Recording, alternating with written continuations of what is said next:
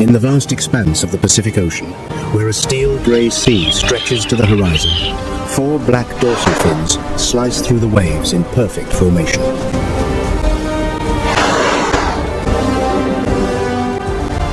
Below, a pod of killer whales is creating what scientists call a wave wash, a surge of water synchronized by 4 multi-ton bodies, aimed squarely at an ice floe where a lone seal rests.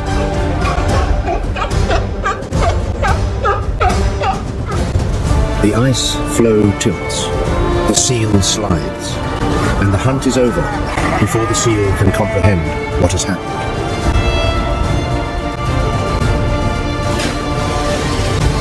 This is not raw instinct.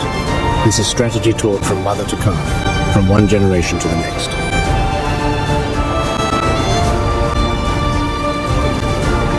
And this is the Pacific.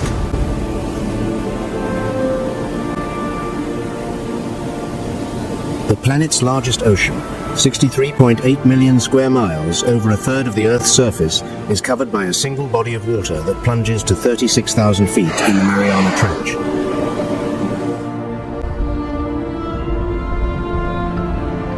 "25,000 islands lie scattered across the waters that Ferdinand Magellan once named peaceful. From the immortal, we now turn to creatures that choose the opposite path, to live short but deadly lives.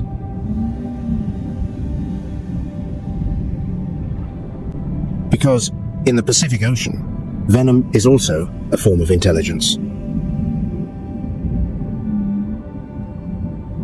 The banded sea crate. Its venom is more potent than that of most terrestrial cobras, enough to kill a human adult in a matter of hours.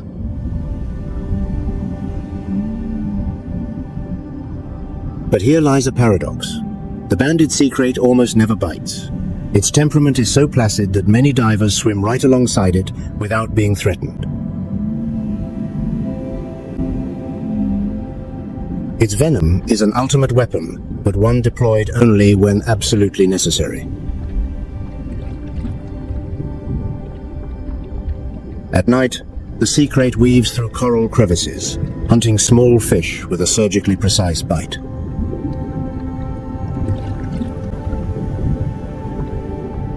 Its lungs are so efficient, they allow it to dive for long periods before returning to the surface to breathe, or to land to rest, digest, and shed its skin.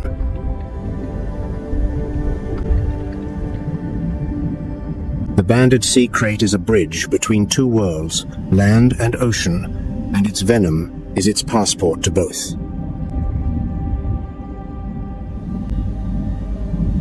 The intelligence here is chemical warfare, to possess devastating power, but to know when not to use it.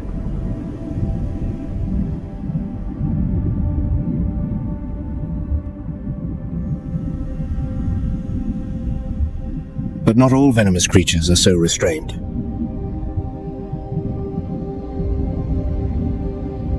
The lionfish, with 18 venomous spines distributed across its 13 dorsal, 2 pelvic, and 3 anal fins, has no need for restraint.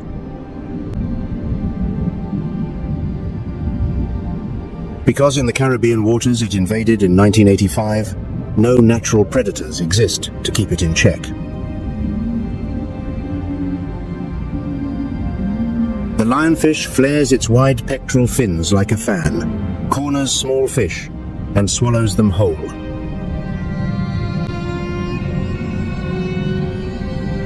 A female can lay between 12,000 and 15,000 eggs every 4 days. It consumes over 50 species of native fish.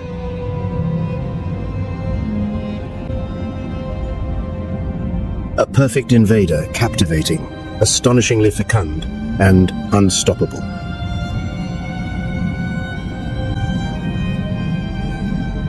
The intelligence of the lionfish is one of conquest, but also a warning. When one form of intelligence invades beyond its natural limits, the ecosystem pays the price. Venom, immortality, camouflage. These are the intelligences of the individual. The ocean has shown us how single organisms can possess strategies beyond imagination.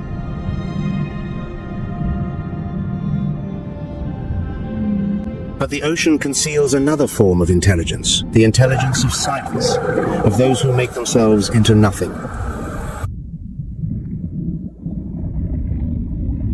The leafy sea dragon. To look at it, you would think it was a piece of seaweed drifting in the current. And that is precisely what it wants you to think.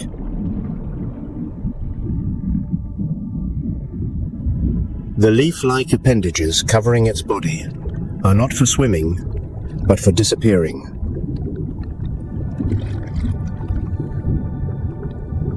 The leafy sea dragon is a master of camouflage in the waters of southern Australia, where it blends into the kelp forests with such perfection as to be invisible.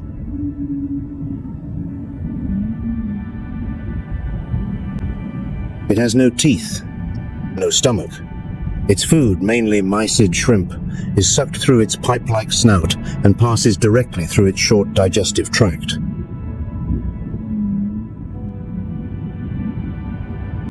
And in this species, it is the male who carries the eggs, up to 250 of them, attached to the underside of his tail for 8 weeks until tiny, miniature versions of himself hatch and swim off into the ocean.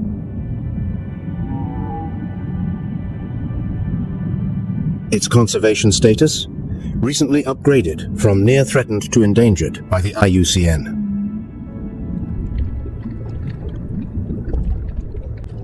A dragon with no scales, no fangs, no weapons, only the art of remaining unseen, is slowly vanishing. The leafy sea dragon's intelligence is invisibility, a form of brilliance that does not boast or attack, but simply disappears.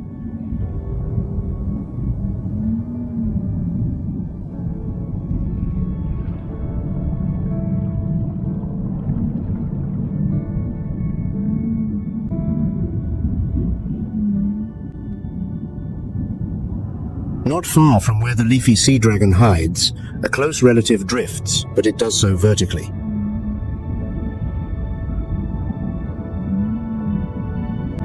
The seahorse, the only fish on the planet that swims upright, using its prehensile tail to cling to coral or seagrass to avoid being swept away. They change color to blend in with their surroundings. They have no stomach. Food passes through their bodies so quickly, they must eat almost constantly. The courtship dance of the seahorse can last for days. The pair intertwines their tails, changes color in synchrony, and moves as one through the seagrass meadows.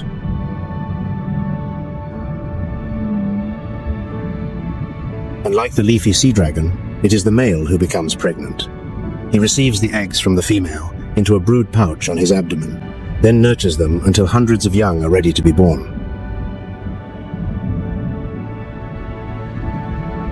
Of the roughly 46 known species of seahorse, many are threatened by habitat loss and the trade for traditional medicine.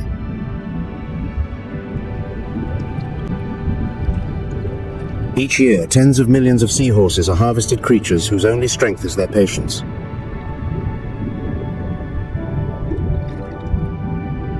The intelligence of the seahorse is patience, and a reversal of roles that nature has conservatively held for hundreds of millions of years.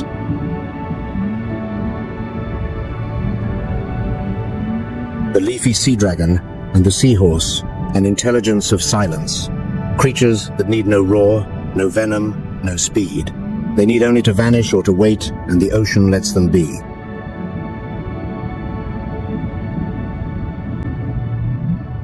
But venom, camouflage, immortality, transformation, these are all the intelligences of the individual. Each organism, on its own, has found a way to survive in the planet's widest ocean.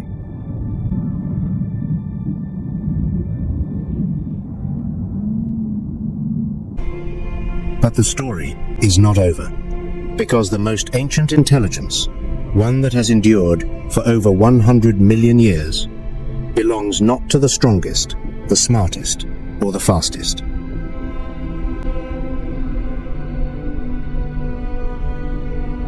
It belongs to the sea turtle.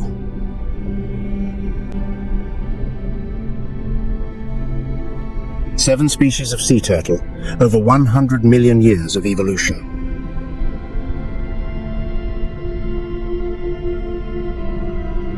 They swam the oceans when dinosaurs still walked the earth, and they are still swimming long after the dinosaurs have vanished.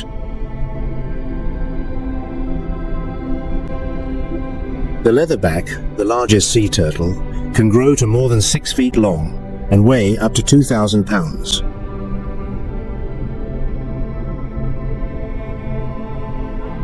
It dives deeper than any other reptile, through frigid waters that other turtles cannot endure.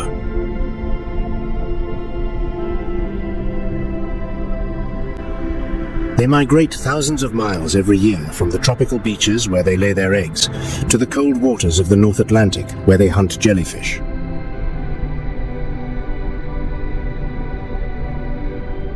A pilgrimage with no map, no compass, only an instinct that is over 100 million years old.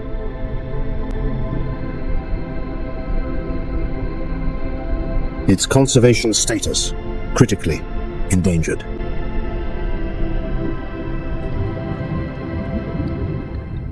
But the most extraordinary thing about the sea turtle is not its size or its endurance, it is its memory.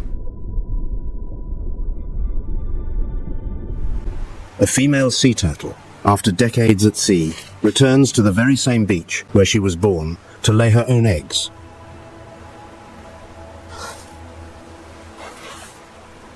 Natal homing, the instinct to return to one's birthplace, is a navigational system that science has yet to fully decode.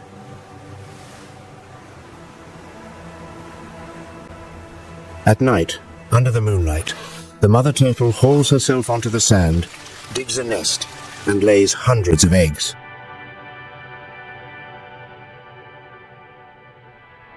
The moonlight and the horizon guide her, and they also guide her hatchlings when they emerge and make their way to the sea.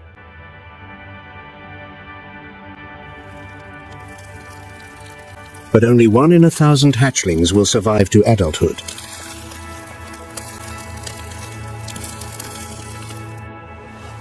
From the moment they crawl out of their sandy nest, each young turtle faces a life-or-death marathon.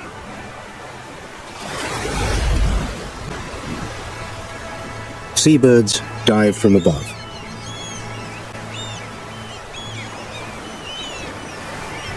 Ghost crabs wait on the sand.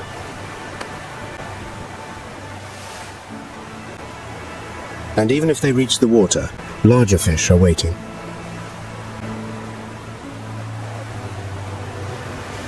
It is less than 50 yards, but it is the most perilous journey of their lives.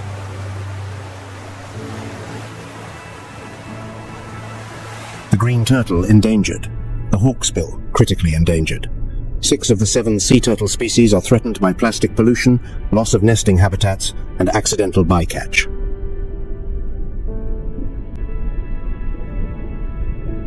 The intelligence of the sea turtle is memory, a migratory instinct encoded over 100 million years.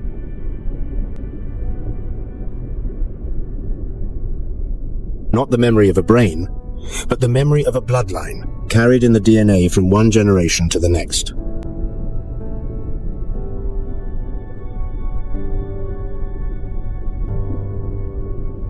And where the sea turtles lay their eggs, where coral reefs stretch beneath the warm Pacific waters, a final form of intelligence is at work, the intelligence of partnership.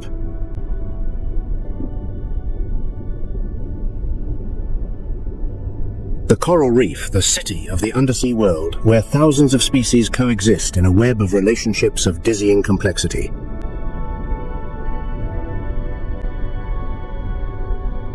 The sea urchin, with its 5-toothed jaw structure that Aristotle named Aristotle's lantern, grazes on algae, keeping the reef from being smothered.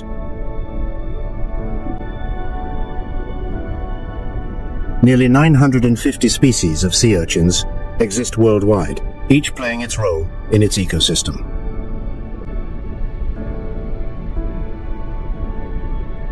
The coral reefs of the Pacific, especially the Coral Triangle in the Western Pacific, home to the highest marine biodiversity on Earth, are a testament that all forms of intelligence need one another.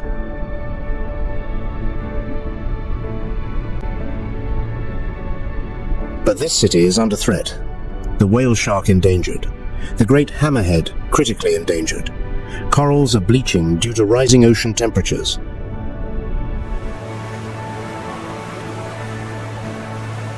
And the Great Pacific Garbage Patch, a floating mass of plastic twice the size of Texas.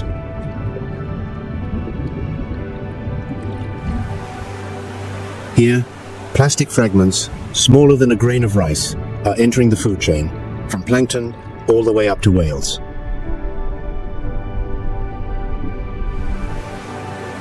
The ocean has given us every form of intelligence needed to understand life, but we are answering with destruction.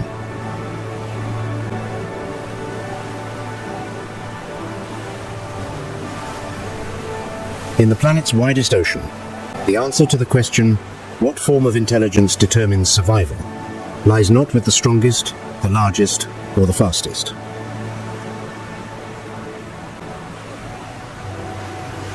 The answer lies with those who know how to endure.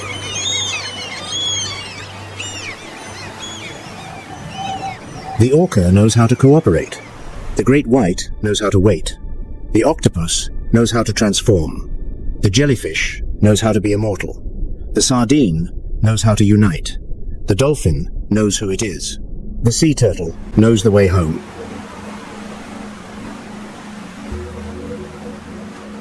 Each species an answer, and the Pacific Ocean is the library that holds them all.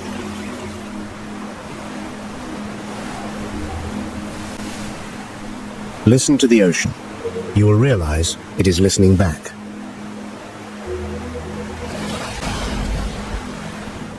Thank you for joining Gaiadocs. The natural world has countless more stories waiting to be told.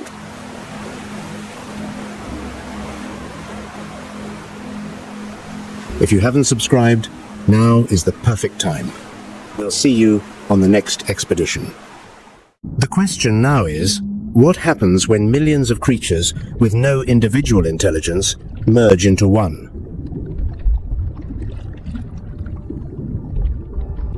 When none is strong enough to survive alone, but a million together become something no predator can entirely destroy?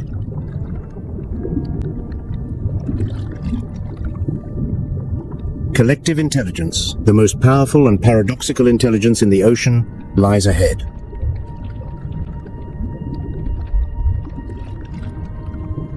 And it begins with the smallest fish in our story.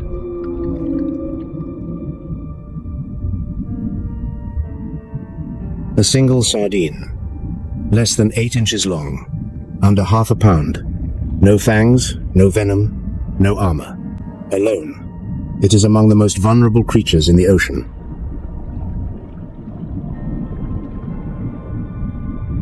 But a billion sardines?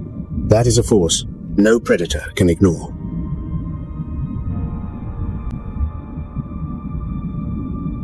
Sardines move in shoals, schools that can number in the billions, stretching for miles across the water.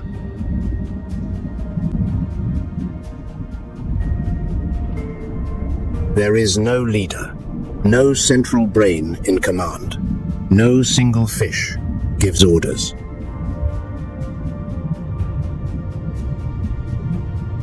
So, how do a billion fish move as a single entity?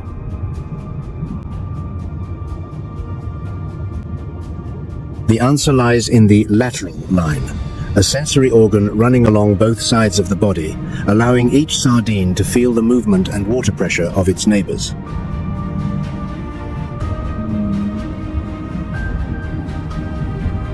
Each fish reacts only to its 3 closest companions.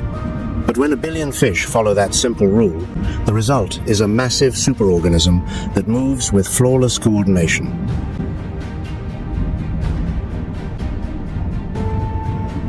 When attacked, the shoal forms a bait ball, a swirling, dense sphere where each fish constantly changes position, making it impossible for a predator to target any single individual.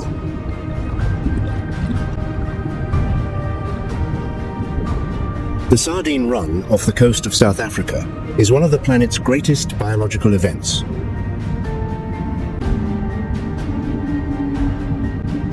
Billions of sardines migrate along the coast, forming a silver ribbon tens of miles long.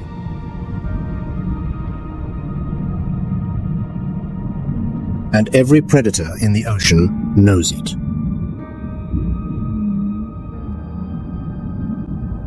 The sardine is the central link in the marine food chain. Without sardines, whales have no food, dolphins have no prey, sharks have no energy source. The entire oceanic pyramid would collapse.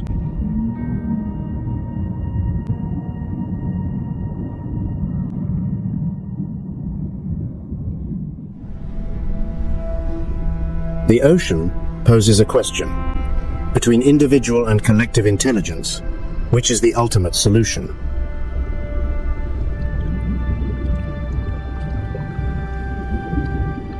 Sardines demonstrate the power of numbers, but one species goes further. They don't just move together, they know each other.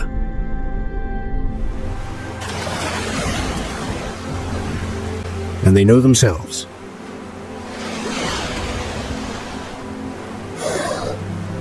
Dolphins. Among the roughly 40 species of oceanic dolphins, the bottlenose is perhaps the most studied, and the more we study them, the more we are astounded. Each dolphin possesses a signature whistle, a unique, characteristic sound it develops in infancy. This is no random call. It is a name.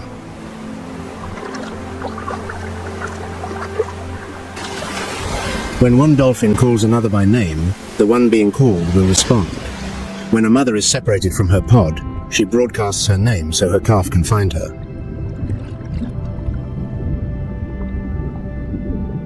In the entire animal kingdom, besides humans, almost no other species is known to have such a system of individual naming.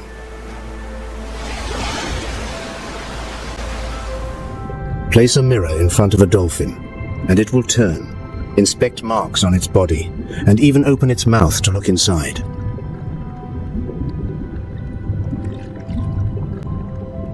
This is the mirror self-recognition test, a benchmark of self-awareness that only a few species pass. Humans, great apes, corvids, elephants, and dolphins.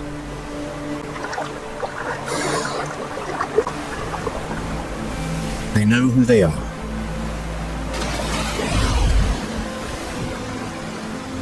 The dolphin's echolocation system allows it to see with sound-emitting ultrasonic clicks and analyzing the echoes to determine the location, size, speed, and even internal structure of an object.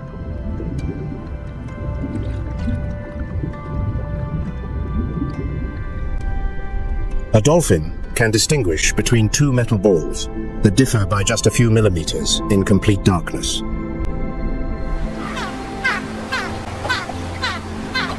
In Shark Bay, Australia, a group of female dolphins has developed the habit of wearing sponges on their snouts while foraging on the sandy bottom, protecting their beaks from being scraped by coral and rock.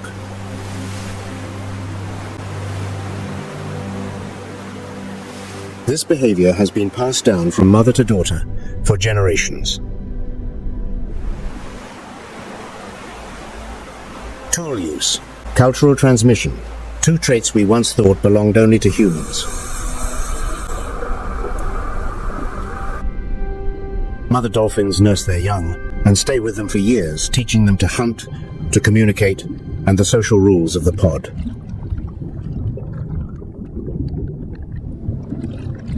They play not just for practice, but seemingly for the sheer joy of it.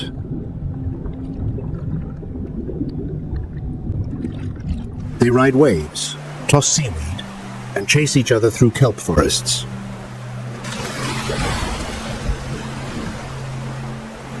They cooperate in hunts, share food, and protect injured members of their pod. When a dolphin weakens, the pod will lift it to the surface to breathe.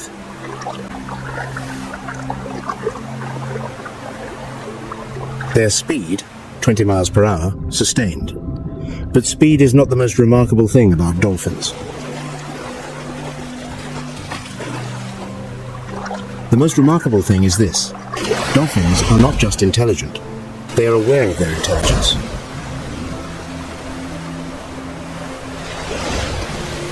They are a bridge between the instinctual wisdom of the ocean and the self-awareness that we, as humans, once believed was our exclusive privilege. The intelligence of the dolphin is emotion and self-awareness, the form of intelligence closest to our own that the ocean has ever produced.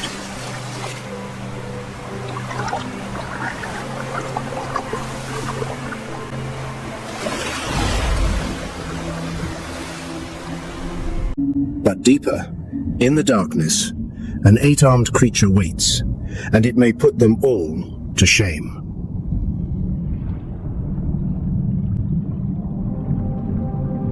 "500 million neurons. That is the number of nerve cells in an octopus's body, more than some mammals possess.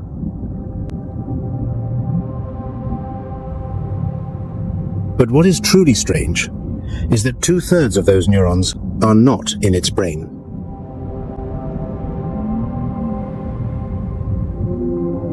They are in its 8 arms. Each of an octopus's arms acts as a miniature brain capable of making its own decisions, reacting on its own, even tasting and feeling the environment without waiting for commands from the central brain.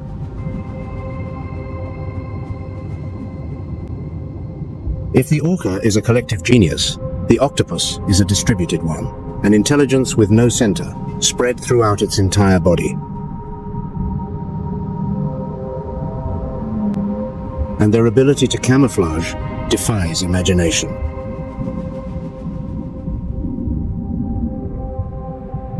Millions of pigment cells, chromatophores, cover their skin, allowing an octopus to change its color, pattern, and even texture in less than a quarter of a second.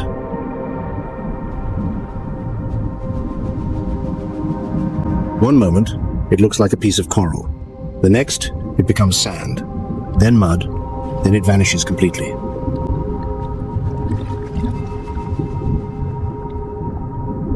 The mimic octopus takes this art to its zenith.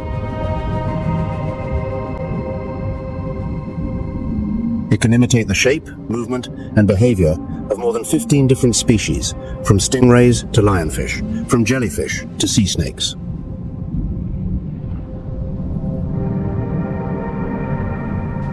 This is no simple defensive reflex.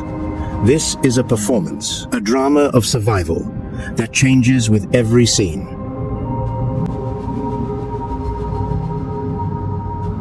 The octopus is also one of the very few invertebrates known to use tools.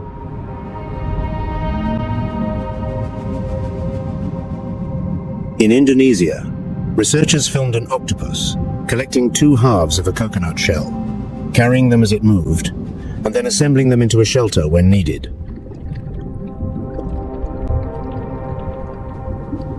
An invertebrate that plans for the future.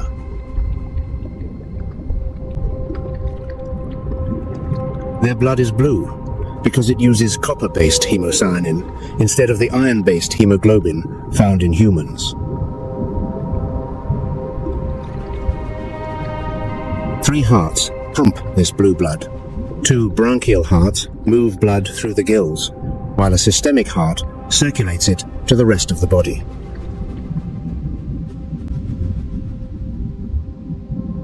When threatened, an octopus releases a cloud of ink, a dense, dark plume that not only obscures its enemy's vision but also temporarily deadens their sense of smell.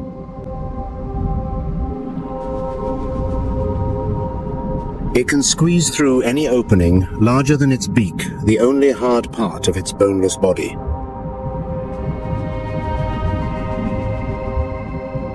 A 20-pound octopus can slip through a hole the size of a quarter.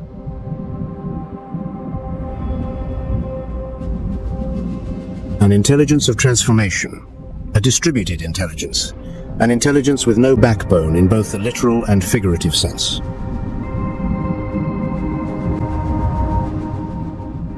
But perhaps the most moving thing about the octopus is not its intelligence, it is its sacrifice.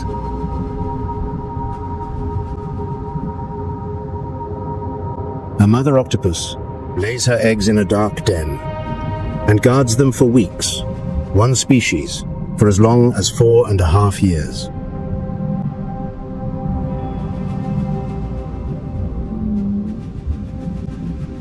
During this entire time, she does not eat. She fans the water constantly to keep the eggs oxygenated. She drives away all intruders.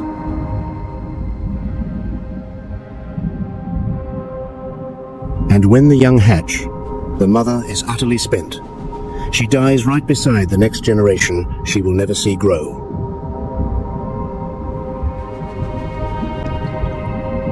Each young octopus swims into the ocean alone, carrying the legacy of a mother who traded her life for their existence. The intelligence of the octopus lies not just in its arms or its chromatophores. It lies in the instinct of sacrifice, the most ancient form of intelligence that evolution has ever produced.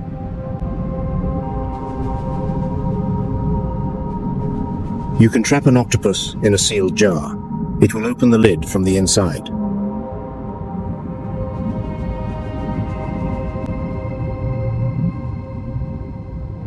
Experiments have shown that octopuses can solve problems, remember solutions, and even recognize individual human faces.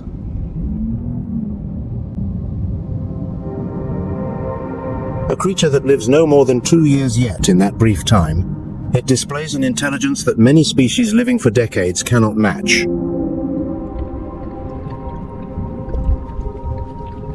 The octopus deceives its enemies with form. But deeper in the ocean, there is a creature that deceives time itself. And it does so without a single brain cell. No brain, no heart, no blood. 95% of its body is water.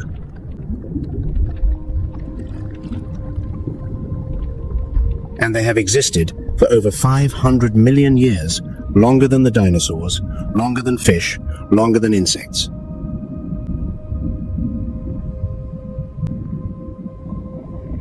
Jellyfish, seemingly the simplest creature in the ocean, yet one of evolution's greatest successes.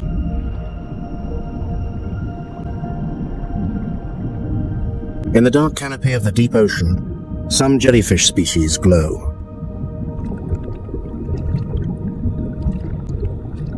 Bioluminescence, living light, turns them into floating lanterns in the eternal darkness, luring prey or warning off predators.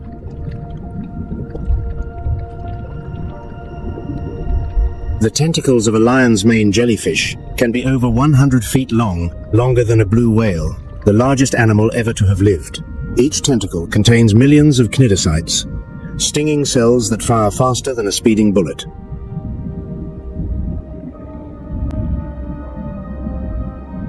No brain to calculate, no eyes to aim. Yet their success rate in capturing prey is astonishing.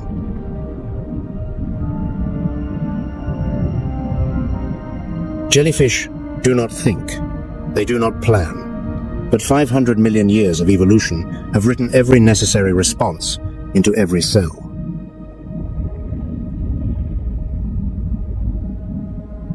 A design so simple it is perfect, and so perfect it has not needed to change for 500 million years.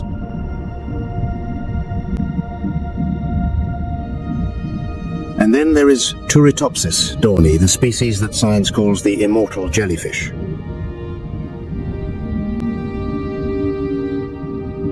When injured, stressed, or old, Turritopsis dorni does not die.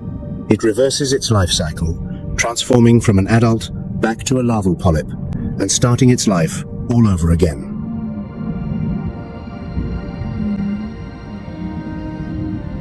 This process is called transdifferentiation. Adult cells revert to stem cells, then regrow into a complete new body.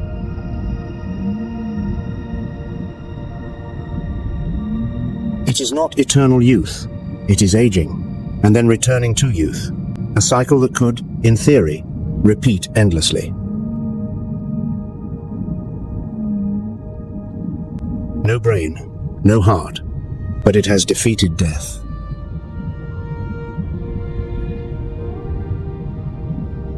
If intelligence is measured by the ability to endure, then the jellyfish, the simplest creature in our story, possesses the ultimate form of wisdom, one that evolution took 500 million years to craft.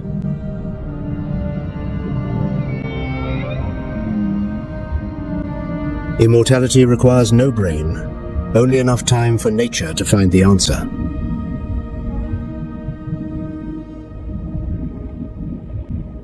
That is the most profound lesson the Pacific Ocean offers us. Intelligence has a million forms, and sometimes the simplest is the most powerful.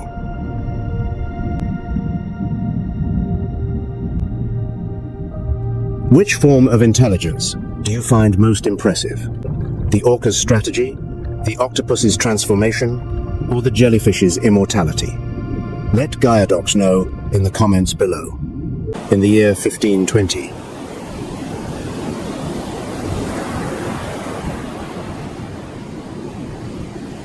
but beneath that placid surface, 90% of the world's earthquakes rumble along the Ring of Fire.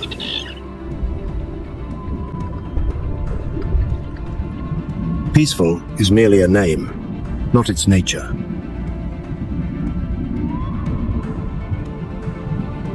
For beneath these sapphire waters, 171 million cubic miles of water, nearly half the planet's total oceanic volume, cradles a diversity of life that continues to astound us. The Coral Triangle in the Western Pacific, home to the highest marine biodiversity on Earth, is proof that this ocean is not only the largest, but also the richest.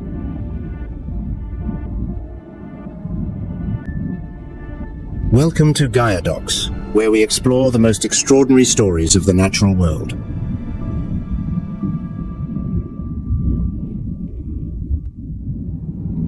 In this immense liquid realm, it is not the strongest that survives, nor the fastest, nor the largest.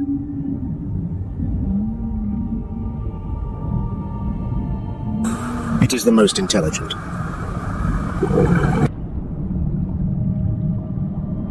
But intelligence in the ocean is unlike anything we have ever defined.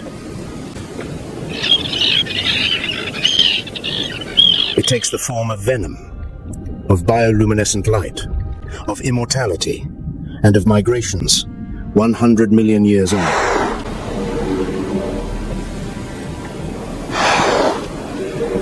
In the planet's widest ocean, what form of intelligence determines survival?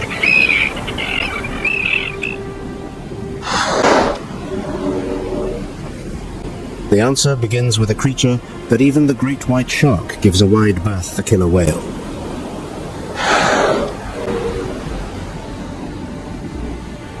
And no predator on the planet possesses more sophisticated tactics.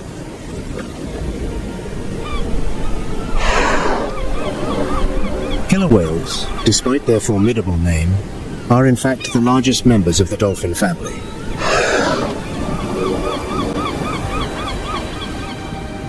And what makes them the ocean's most formidable predators is not their size, but their intellect.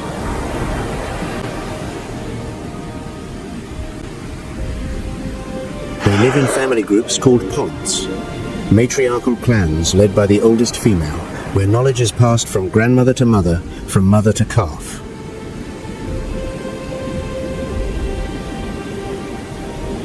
This is a matriarchal society, one of the most complex social structures in the ocean.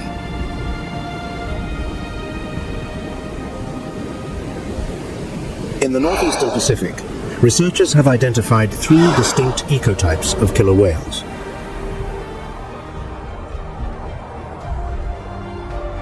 The residents, who specialize in fish, the transients, who hunt marine mammals, and the offshores, who prey on sharks.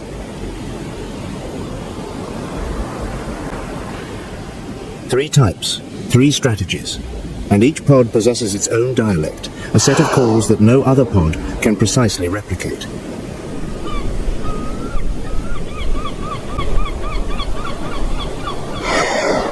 In other words, each killer whale family speaks a different language.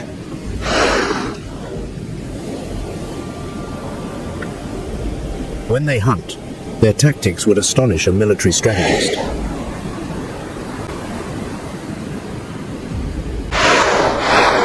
Using a technique called carousel feeding, the orcas encircle a school of herring, herding them into a tightly packed, swirling ball. Then, one by one, each orca slaps the ball of fish with its tail, stunning dozens of prey at once before circling back to feed.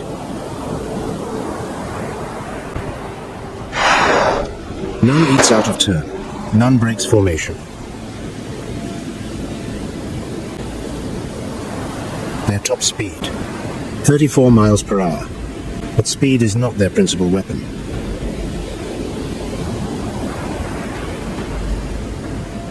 It is their coordination that is truly remarkable. Killer whales teach their young to hunt.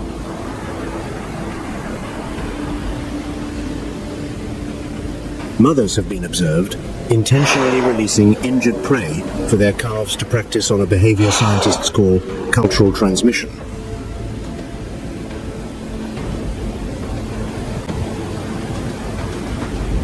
This is not inherited instinct. This is education.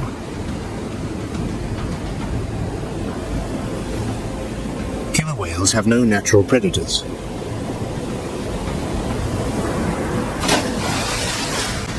They sit at the apex of the ocean's food chain, not through brute force, but through a collective intelligence honed over millions of years.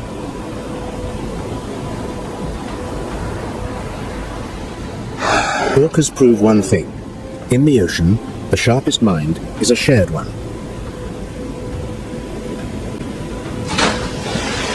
And what makes it all the more impressive, killer whales are the only marine species in which scientists have recorded cultural diversity among populations.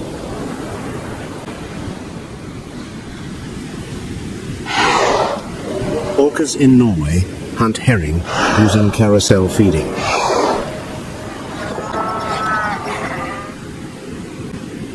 Orcas in Argentina beach themselves to catch sea lions.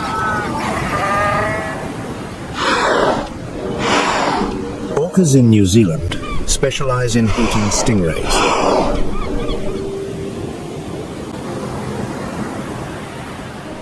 The same species, entirely different tactics. Much like human civilizations developing different technologies, yet all remain human.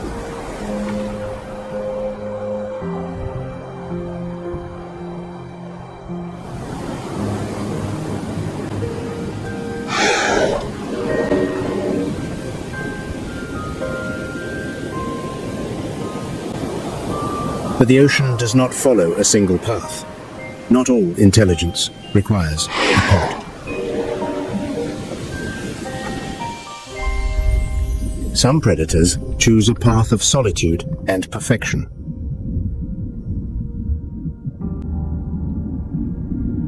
Beneath the deep blue surface, a shadow glides in silence. The great white shark, the ocean's most solitary hunter, needs no allies. It does not hunt with cunning, it hunts with perfection.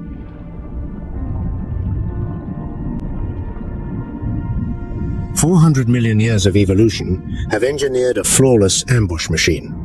From the darkness below, where the light cannot reach, the great white shark looks up and waits.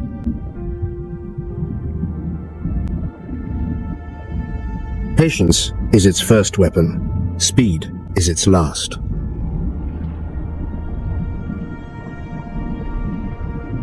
When it strikes, it launches from the depths at over 34 miles per hour, sometimes clearing the water entirely in a powerful surge that researchers call breaching.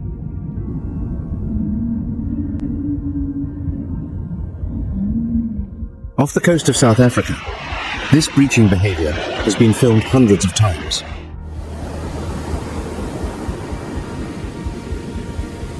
Each launch is a precise calculation, the angle of attack, the speed of approach, the moment of impact, all executed in less than a second.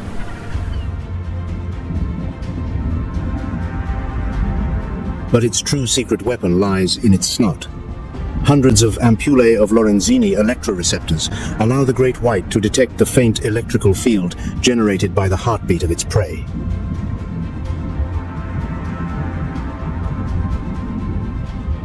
Even if the prey hides beneath the sand, its heart still beats, and the great white shark hears every pulse.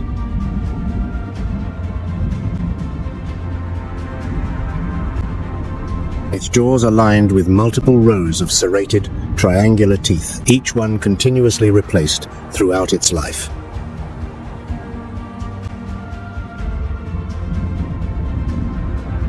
In a single lifetime, a shark may grow and shed more than 20,000 teeth, a machine that nature endlessly maintains.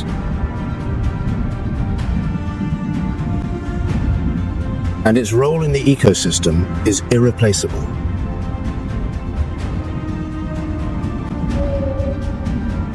As a population controller culling the weak and the sick, the great white shark keeps prey species at their healthiest.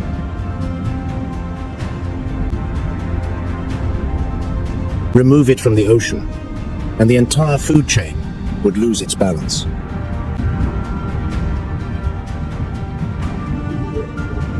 Its conservation status: vulnerable, according to the IUCN. The ocean's most perfect predator is now threatened not by a natural rival, but by us.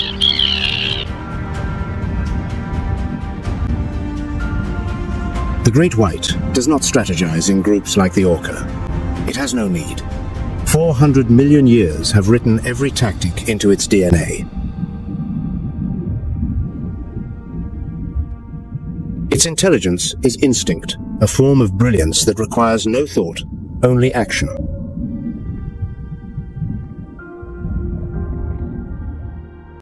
The orca hunts with collective cunning. The great white hunts with solitary perfection, but the ocean conceals forms of intelligence far stranger still.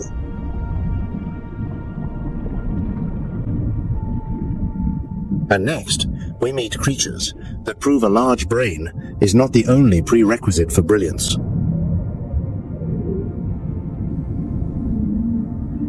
The hammerhead shark. Its strangely flattened head, which science calls a cephalofoil, is no design flaw.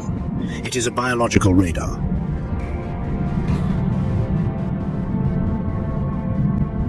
Spread across the entire surface of the cephalofoil, thousands of ampullae of Lorenzini turn this head into a 360-degree scanning device. Eyes placed at the extreme ends grant them superior stereoscopic vision, detecting prey even when buried beneath the sand.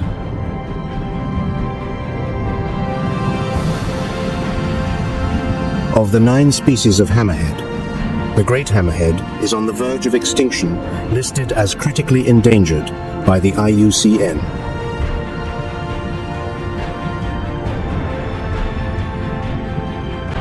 By day, hundreds gather in formation, a sight few divers ever forget. By night, they disperse to hunt alone, preying mainly on stingrays.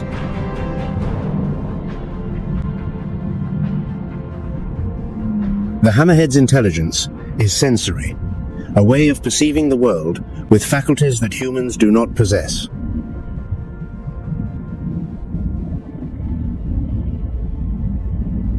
But at the other end of the spectrum, a 40-foot giant glides through the water, attacking nothing at all.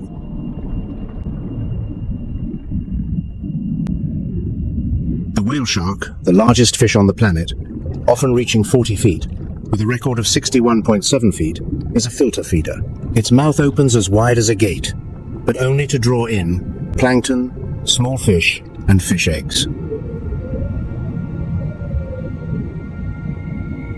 No fangs, no venom, no weapons of any kind.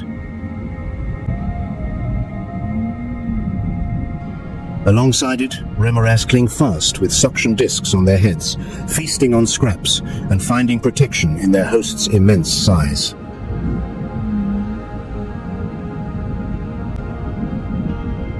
Even the whale shark's passage through the ocean creates a mobile ecosystem.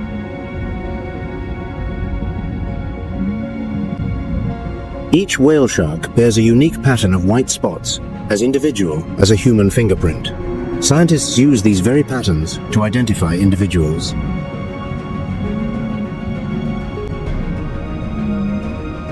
but the whale shark population has declined by more than 50% in the last 75 years.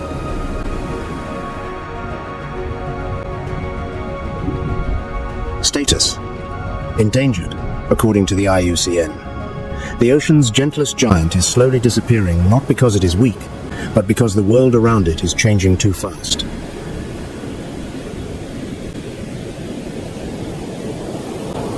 The whale shark's intelligence is renunciation, to give up weapons, to abandon violence, and still endure for millions of years.